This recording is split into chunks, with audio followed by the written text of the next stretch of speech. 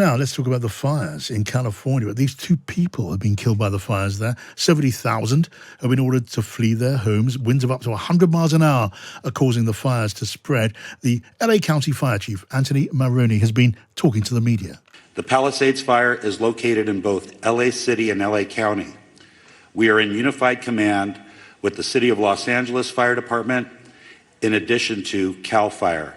We have well over 5,000 acres that have burned, and the fire is growing.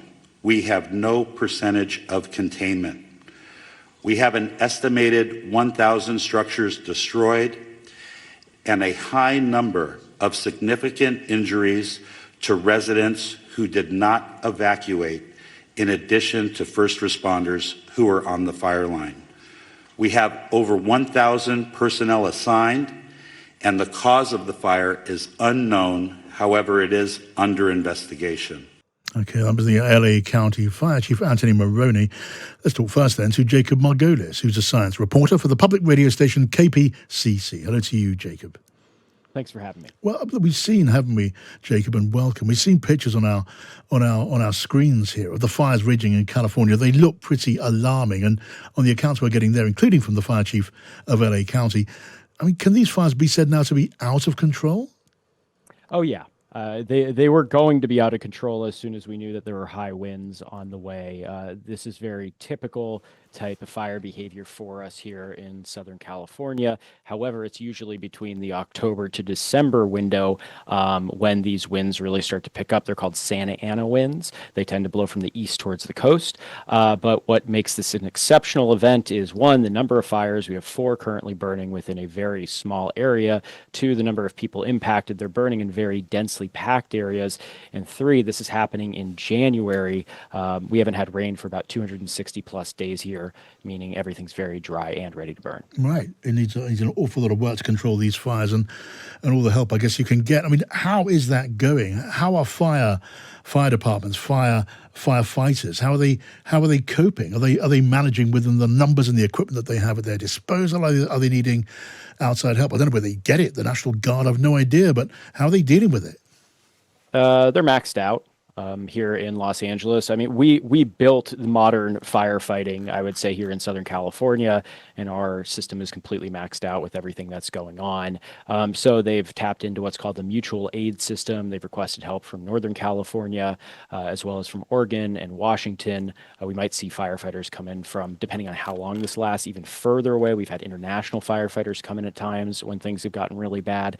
But the bottom line is they are completely maxed out. All right, Jacob, thank you for joining us. Jacob Margolis there from KPCC Radio in California. Dominic Bur just now on the line, who's a resident in North Hollywood. Hello to you, Dominic. Hello, how's it going? Well, it's going fine here. The question is, how's it going where you are? What are you seeing? What's happening?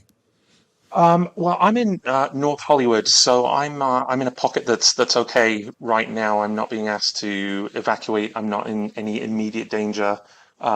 But down towards the south, there are the Palisades fires, and over towards the east, there's fires in Pasadena, and then up north towards Simi Valley, there's more fires. So we're sort of surrounded as it is right now, but safe and prepped and ready to go if we need to. Right, it doesn't sound like a very comfortable position. I mean, are you able to see anything of what's going on? Smoke, for example, where you are, or are you just picking up all the report? You can see.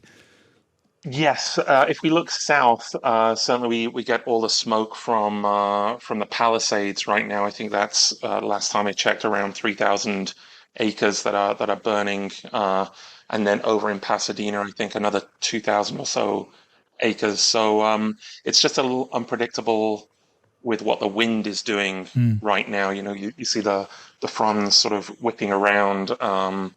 So yeah, just keeping our eyes peeled on the apps to see what fires are starting up. I guess you're watching the apps very closely. I don't want to alarm you, trust me, Dominic, any more than necessary. I don't want to alarm you at all. But I can see you sitting on my screen in your house, guitars on the wall, all looks very peaceful, and all the rest of it. Is your house a property that may be at particular risk?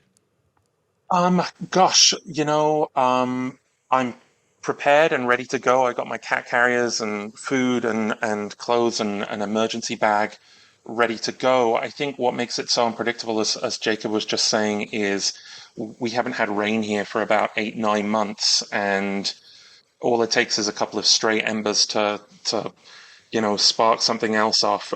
Even overnight, the Simi Valley fire started last night out of nowhere, and then this morning I woke up to the news that the Balboa Park was on fire. So just best to be prepared, and I'm ready to go. And all of this stuff is ultimately inconsequential at the end of the day.